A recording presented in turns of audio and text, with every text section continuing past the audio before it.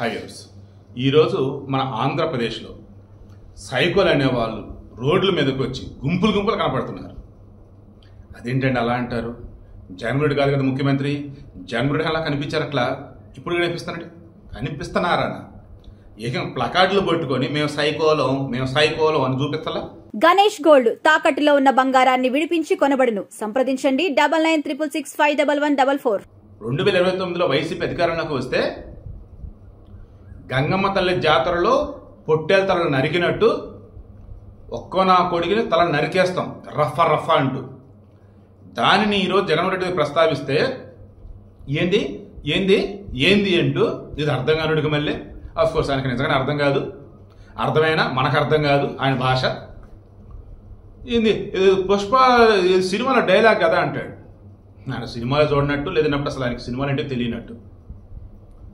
మళ్ళీ అక్కడ ఆ లాంగ్వేజ్ ఏమని, వీరి పట్ల ఆరాధకుడయ్యా, వీరి పట్ల ఇష్టపడా, అతను రవితేజ అనే అతను టీడీపీ అన్నట్టు, ఇప్పుడు వచ్చేసి ఈ వైసీపీకి మారినట్టు.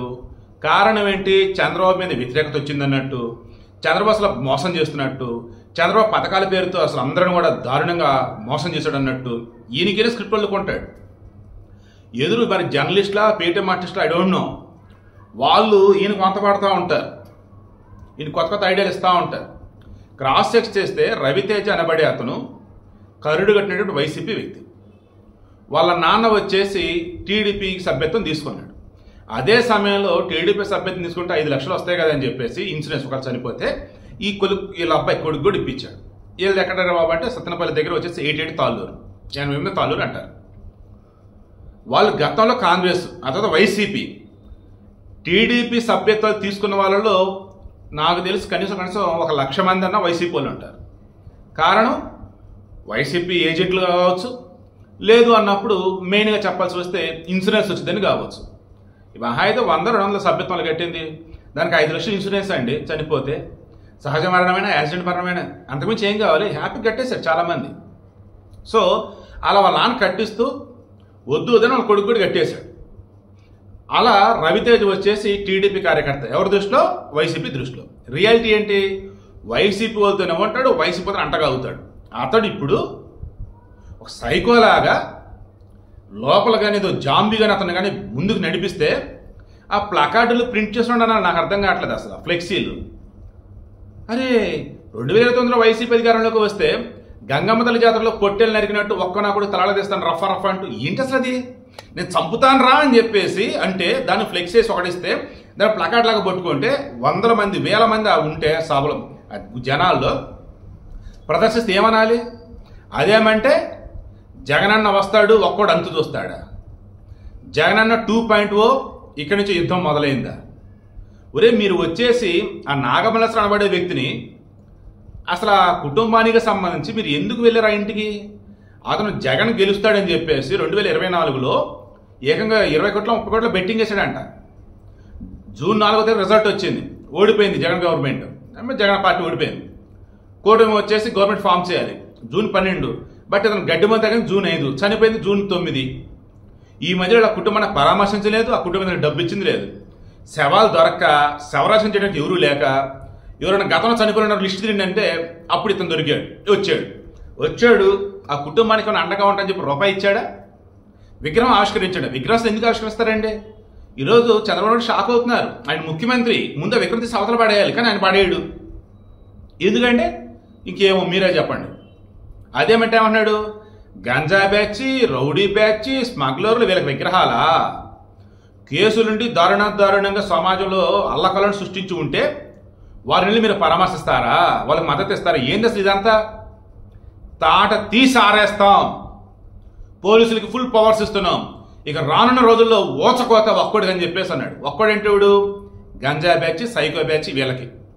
ఆయన లోకేష్ అని చెప్పాడు, పిల్ల సైకోలు చెలరేగిపోతున్నారు, వీరిని ఇట్టా కనుక మనం వదిలేస్తే రాష్ట్రం అల్లకల్లమైంది కాబట్టి వదలొద్దు, జగన్ జాగ్రత్త, ఎప్పటికైనా నీ పిల్ల సైకోలని కంట్రోల్లో ఉంచు, లేదా వాళ్ళతో పాటు నీకు ఉంటుంది అని చెప్పేశారు. ఈ వీడియోలో నేను మెయిన్ చెప్తుంది, జగన్మోహన్ రెడ్డి ఇందాక కూడా టీడీపీని రఫా అంటున్నాడు. ఏ రకంగా? నా యందు అభిమానంతో నాకొచ్చి నా పార్టీ సైడ్ వచ్చాడు, ఎవరు టీడీపీ అతను. రేపటి రోజు మా గవర్నమెంట్ వస్తే టీడీపీని రఫా ఏమంటున్నాడు, రఫా చంపేస్తారా? చంపేస్తారు. బుద్ధి బుర్ర అసలు ఏమన్నా ఉందా? ఒక మాజీ ముఖ్యమంత్రి అయినటువంటి ఈ మనిషి పబ్లిక్గా ఆఫ్ కోర్స్ రికార్డులో ఏదోటి ఆ వీడియో బయటకు వచ్చిందిగా, అంతా చూస్తారుగా. అసలు అందులో ఎలా అంటాడండి, అసలు రేపు మా గవర్నమెంట్ వస్తే టీడీపీని చంపేస్తారు, తల నరుగుతారు.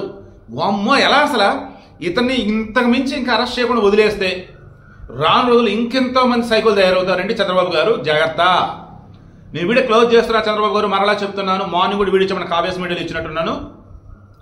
మీ కూటమి ప్రభుత్వాన్ని చేతకాని ప్రభుత్వంగా చూపాలని జగన్మోహన్ రెడ్డి పర్మిషన్ ఉందేమో 100-200 మందికి అయితే, కాన్వాయ్ వచ్చేసి 10-15 కార్లు అయితే, ఏకంగా 20 కార్లు, 30 కార్లు, 40 కార్లు, 50 కార్లు అలా వెళ్తూ మనుషులు చంపేస్తారు.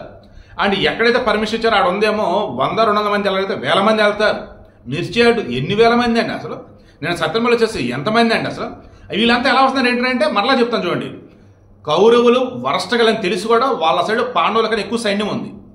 ఇలా మీరు మొత్తం తిరగేయండి, వాడు దుర్మార్గుడు నీచుడు అని తెలిసినా వాడి సైడ్ ఉండేవాళ్ళు కుప్పలుగా ఉంటూనే ఉంటారు. దేవుడి దేవల్ల ప్రజాస్వామ్యంలో ఓటు హక్కుని ఒక ఆయుధం ఉండబట్టి బాబోయ్ జగన్ లాంటి వ్యక్తిని మనం దూరం పెట్టాం, కానీ లేదంటే కల్లోలం అయిపోయింది రాష్ట్రం అయితే.